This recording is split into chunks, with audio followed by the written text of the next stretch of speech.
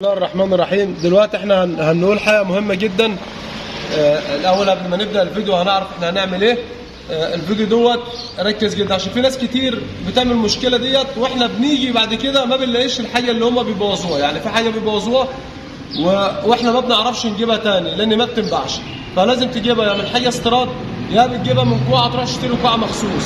طب ايه المشكله ديت؟ المشكله ديت في التقطيعه بتاعه المكنه. لما بيكون في تقطيعه في المكنه وبيجي ما بيعرفش يوصل لحل لها، يبدا يبص البشرات، يبص الكهرباء، يبص الكرباتير، يبص الفلتر، وفي الاخر خالص بيروح مطلع القوه بتاع الفلتر وبيبوظ الحاجه اللي انا هوريها لك دلوقتي. يعني اخر الفيديو خليك ركز معايا في الفيديو عشان اوريك ايه اللي بيبوظه. فانت تبقى صاحب مكنه قاعد مع الصنايعي فهمان، عارف هو هيعمل ايه لما يجي يبوظها او يجي يشيلها. قول له لا اقف زي ما انت، لان هو خلاص طالما هيبوظها او هيخرمها او هيشيلها يبقى هو كده جاب اخره ومش هيعرف يوصل للعيب اللي عندك.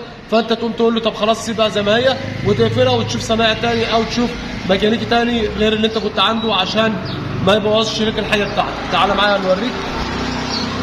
احنا دلوقتي هنحل الكوعه.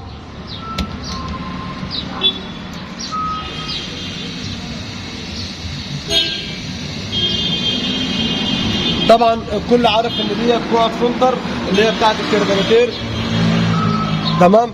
عشان برضو الكل يبقى عارف احنا بنحل ايه بالظبط، لان احنا بيجي لنا كتير من الحاجات ديت بيبقوا مبوظين اللي احنا هوريه لكم دلوقتي، ونرجع احنا نعالج فيها بعد كده. نضطر بقى ان احنا يا نغير الكوعه يا نغير جلده فيلم كده. احنا مش عايزين نوصل للمرحله اللي كل شويه نغير حاجات بسببها.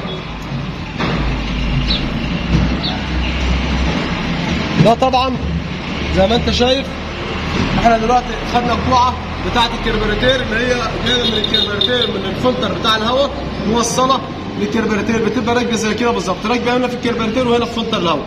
طيب المشكله عندي هنا فين؟ لما بيكون مثلا عندي تقطيعه او بيبقى الكلام ده كله، هي الكوعه عامه ملهاش علاقه بالتقطيعه خالص، عشان خاطر برده ما تبقاش دماغك تروح في مكان او ما تبقاش دماغك يعني تخليك مثلا توديك ان الكوعه طالما سليمه ماهاش مقطوعه، طالما ما فيش فيها قطع ولا حاجه زي ما انت شايف كده خالص كوعه سليمه، يبقى الكوعه عندي ما فيش فيها مشكله. ابدا ادور على تقطيعتي في اي مكان تاني او في حته تانيه، ان ممكن تكون كهرباء، ممكن يكون كربوراتير، ممكن يكون فونيا، ممكن يكون فلتر من الظهريه بتاعته منفسه، ممكن يكون الجوان بتاع الفلتر نفسه. اوريه لك برده، خليك معايا وبعد كده هنرجع للموضوع الفيديو بتاعنا. ركز معايا برضه عشان في ناس كتير بتاع. انا مش يعني انا الغرض من الفيديو دوت ان انا عايز اوصل لك كل حاجه تبقى انت في الرايق، يعني تبقى انت فاهم انت بتعمل ايه. انت دلوقتي داخل تحل الفلتر الهواء بتاعك، بتنضف الهواء الفلتر، بتروح حالل الظهريه زي كده بالظبط وشايل الفلتر بتاعك كده وبتنفخ. في عندنا هنا جوان حتى، يعني احنا هنا في ناس برضو زي المكن ده كده، الراجل المحترم بتاع المكنه دوت خايف عليه فلازقه ببلاستر بحيث ان ما يطلعش برضه.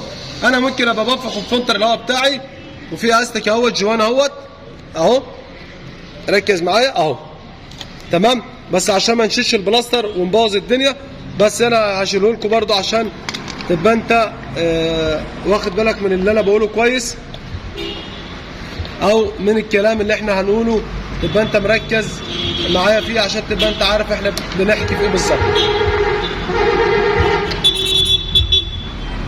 طبعا ده زي ما احنا قلنا الراجل حاطط بلاستر عشان خاطر، او احنا حاطين بلاستر عشان خاطر الموضوع ده ما يقعش. طيب اللي انا بقول عليه دلوقتي بالنسبه لنفخان الفلتر، انت نفخت الفلتر بتاعك وانت بتنفخ الفلتر الهواء بتاعت الفلتر، بص كده في هنا جوان اهوت اهو اهو، ركز معايا. ده ايه؟ ده جوان عباره عن جوان فل عشان يحكم الهواء. لو بصيت هنا كده هتلاقي انا شلته، بص مكانه فاضي اهو، تمام كده مكانه فاضي خالص.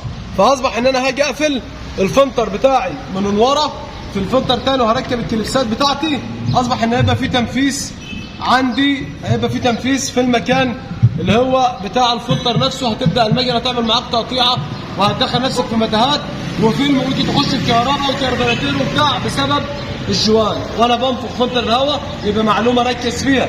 ده حاجه غير اللي احنا كنا لسه بنقول عليها في اول الفيديو. هنكمل برضو الموضوع بتاع اللي انت بتبوظه، بس ده حاجه قلنا برضو نوضحها.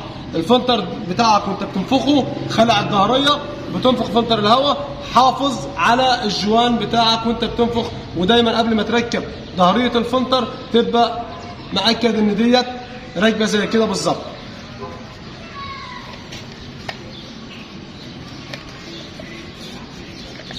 بص اهي قفلت الداير بتاعنا خالص اهوت، تمام زي ما انت شايف. وبعد كده بركب الفلتر تحكم الهواء بتاعي ما يخليش تنفيذ ينفس عندك الفلتر الهواء ما يعملش تقطيع. نرجع بقى لموضوعنا تاني بتاع الكوعه بتاعت الفلتر لما يكون عندك برضو عشان ما تبوظهاش.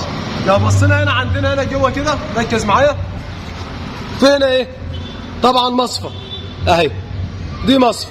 في ناس كتير بتروح جايبه مفك وتقول لك تروح خرمها، تقول لك عشان تدخل هواء زياده للفلتر او عشان الكلام ده كله ان هو تدخل الهواء تبدا تعمل معايا سحب اكتر المكنه. بل بالعكس، المصفى ديت كل وظيفتها، المصفى كل وظيفتها ان هي بتنقي التراب، ما بتخليش التراب الكافي يوصل للكربوراتير، عشان عباره عن لان ده بيلم التراب ويبدا دي بتاخد من الفلتر زي ما انت شايف كده، بتاخد من الفلتر من هنا تدخل على الكربوراتير يمص الهواء منه. طبعا لما بديت بتعمل عمليه تنقيه للتراب، ما بتدخلش نسبه التراب كامله او ما بتدخلش نسبه التراب قوي للكربوراتير عشان ما ينكتمش بسهوله او ما ينكتمش على طول يبدا يبوظ عندك.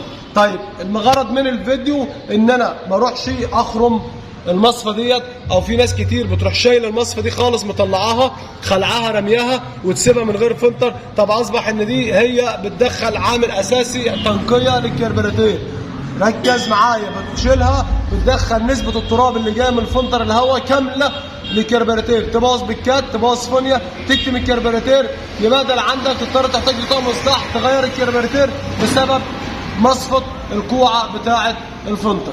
فركز لما تيجي ميكانيكي عندك يبقى شغال او حد اي صنايعي يجي يقول لك اشيل المصفى ده اهي، ركز معايا، المصفى ده هيجي يشيلها او هيخرمها، قول له قف شكرا قفل مكانتي خلاص، انا هروح لميكانيكي تاني هيظبط لي مكانتي. ده كان الفيديو بتاعنا النهارده، واستنظرونا مع كل جديد مع يسر ابو طبيخ. وكل سنه وانتم طيبين بمناسبه رمضان، ويا رب يعود علينا ايام عليكم بخير ان شاء الله. كل سنه وانتم طيبين.